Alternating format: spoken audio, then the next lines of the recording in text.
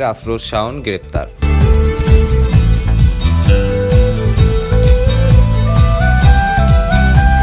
জামালপুরের গ্রামের বাড়িতে অগ্নিসংযোগের খবরের মধ্যেই অভিনেত্রী, সঙ্গীত শিল্পী ও নির্মাতা মেহের আফরোজ শাওনকে ঢাকার ধানমন্ডি এলাকা থেকে গ্রেপ্তার করা হয়েছে।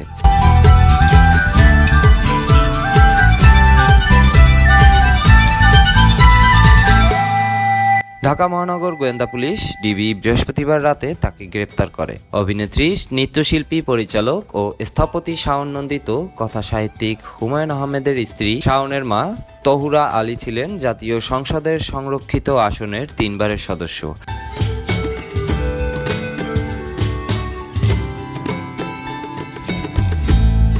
ডিবির অতিরিক্ত কমিশনার রেজাউল করিম মল্লিক রাত 8টার দিকে তাকে গ্রেপ্তারের তথ্য দেন। রাষ্ট্র নিয়ে ষড়যন্ত্রের অভিযোগে শাওনকে গ্রেপ্তার করা হয়েছে বলে তথ্য দেন তিনি।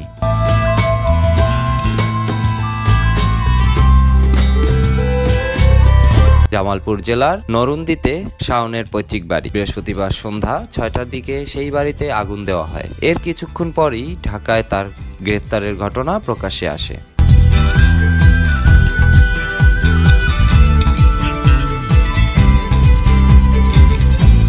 সামাজিক যোগাযোগ মাধ্যমে সম্প্রতি শাওনের রাজনৈতিক অবস্থান ও কিছু মন্তব্যকে কেন্দ্র করে আলোচনা সমালোচনা হয়। 2024 সালে জাতীয় চলচ্চিত্র পুরস্কার পান শাওন।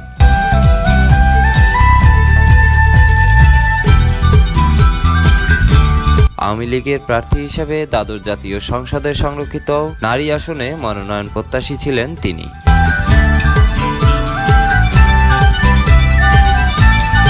হুমায়ুন আহমেদের সঙ্গে বিয়ের আগে শিশু শিল্পী হিসেবে পরিচিতি পান শাওন। বাংলাদেশি শিশু শিল্পীদের জন্য রিয়েলিটি টেলিভিশন প্রতিযোগিতা নতুন কুড়িতে নৃত্যশিল্পী হিসেবে বিজয়ী হন তিনি।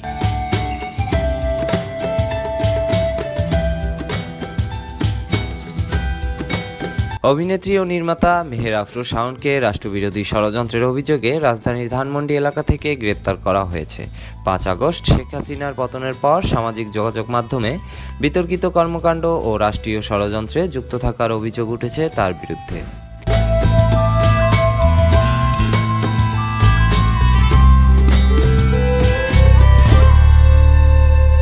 সামাজিক যোগাযোগ মাধ্যমে শাওন তার ফেসবুক পেজ থেকে বিভিন্ন সময় রাষ্ট্রীয় ষড়যন্ত্র করার জন্য পোস্ট দিয়ে থাকেন বলে অভিযোগ রয়েছে।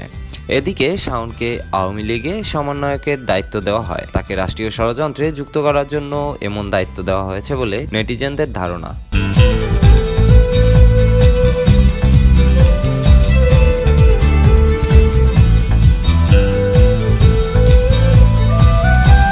সম্প্রতি এই অভিনেত্রী জুলাই গণ-অভ্যুত্থানে অংশ নেওয়া শিক্ষার্থীদের বিরুদ্ধে ফেসবুকে সময়রেখা নামে এক অ্যালবামে উস্কানিমূলক বিভিন্ন পোস্ট দিয়েছেন। এরপর সেগুলো থেকে অনেক পোস্ট ডিলিট করেছেন।